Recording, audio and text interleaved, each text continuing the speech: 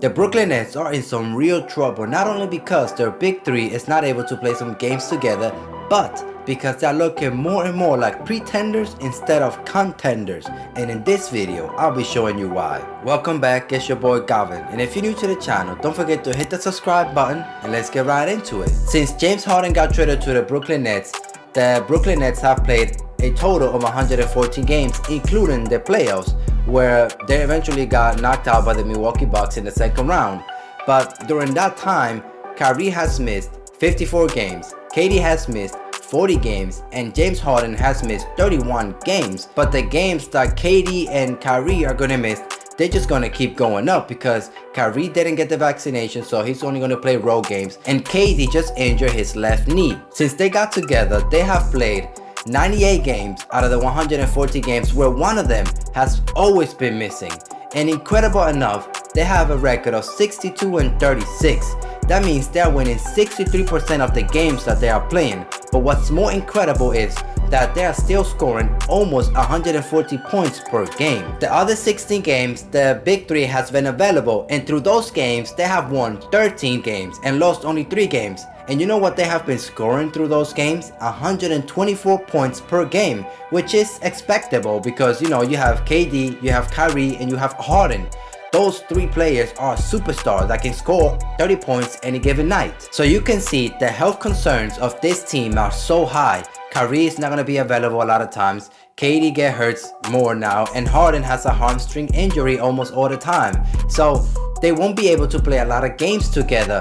And now, like I said, KD is about to miss 4 to 6 weeks because of his left knee. That's about 15 games to 22 games that he's going to be missing probably. So for them to just have a chance to win a game, James Harden needs to go off almost every game, just like how he did when he used to play with the Houston Rockets.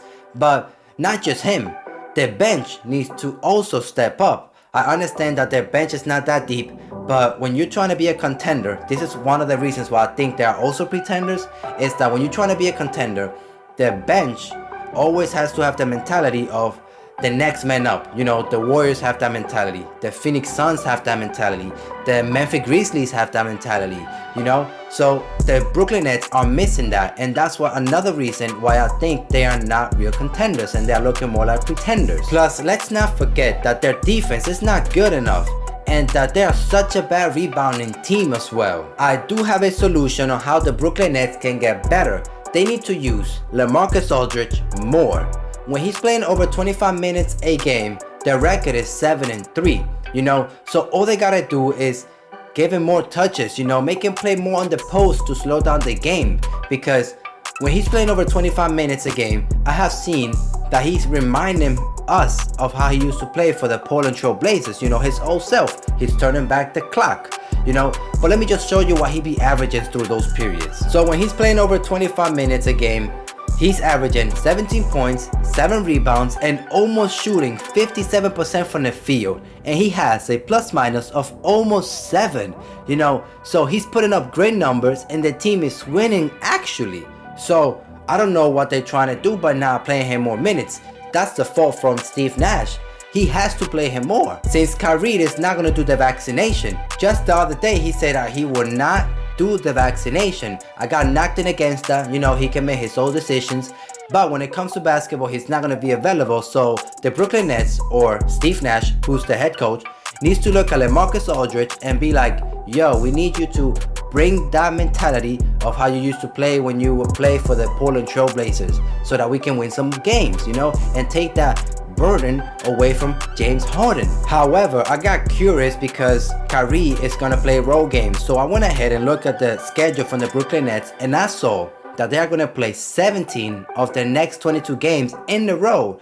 So that's gonna give him a chance to let Kyrie Irving play and maybe find some rhythm and help the Brooklyn Nets, you know, win some games since KD is gonna be out. And I did notice something. The moment that Kyrie is on the floor, they are scoring 120 points per 100 possessions, which will make it the best when he's on the floor. Let me not forget this though. Against the top 4 teams in the Eastern Conference, you know what the Brooklyn Nets record is? 1-8. That means they won 1 game only and they lost 8 games. And the 1 game that they won was when they had Kyrie Irving on the floor. and that was against the Chicago Bulls, you know, just like a week ago. So before they had Kyrie, they were not beating the best teams in the Eastern Conference. And also against teams above 500, they have a record of 11-11, which is okay. But against teams below 500, they have a record of 17-5, which is really good.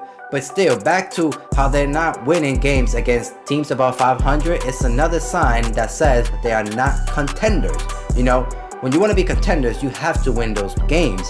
And also, when you want to be a contender, you have to be in the top 5 in both offense and defense in the NBA. And right now, the Brooklyn Nets are not. Right now, they rank 8th in offense and 13th in defense, which is more like a pretender team more than a contender team. But of course, this is mainly because the Brooklyn Nets have not been at full strength this whole season, and they have not been able to build some chemistry ever since James Harden got traded to the Brooklyn Nets. You know what I mean? So James Harden has almost been there for almost 2 seasons, and they only played 16 games together. That's not enough games to get the chemistry down. And we saw what happened with the Los Angeles Lakers the last season.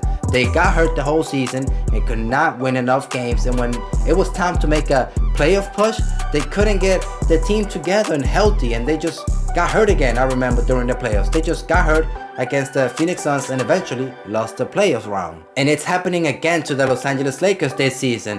AD is out, and the team just can't seem to get a rhythm together because they cannot build team chemistry.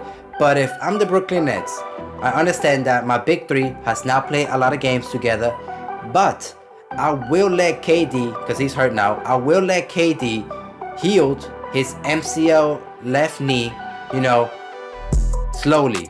I wouldn't stress him, you know, even if the Brooklyn Nets, if I'm the Brooklyn Nets, even if we fall to the 5th seed, I will still feel comfortable, because if we are in the 5th seed, that means Kyrie Irving will be able to play more games instead if we have home court advantage.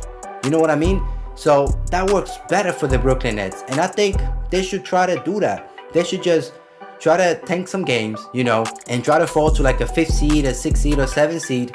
That way you have Kyrie to play more games than when you have home court advantage, because you can play 4 games on the road and 3 games at home.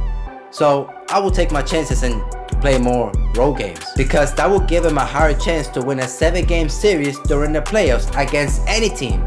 If a healthy Brooklyn Nets team is going against the Milwaukee Bucks, the Miami Heat, or the Chicago Bulls, which are the real contenders in the Eastern Conference, I would always take a healthy Brooklyn Nets team. But I can't see the Brooklyn Nets winning a championship because Kyrie Irving is not going to be able to play all the games. You know, they might make it to the finals, because against teams in the Eastern Conference, I would always pick the Brooklyn Nets. But like I said, there are more pretenders than contenders. So when they make it to the finals, if they get lucky, they are going to face either the Phoenix Suns or the Golden State Warriors, because they are clearly the 2 best teams in the NBA, and those 2 teams are packed. They have the superstars, they have the stars, they have the depth, they have great defense, their offense is amazing, they have everything. But do you think the Brooklyn Nets can actually win a championship with Kyrie Irving as a part-time player? And do you also agree with me that they are more like pretenders than contenders? Let me know down in the comment section. Thank you for watching. See you on the next one.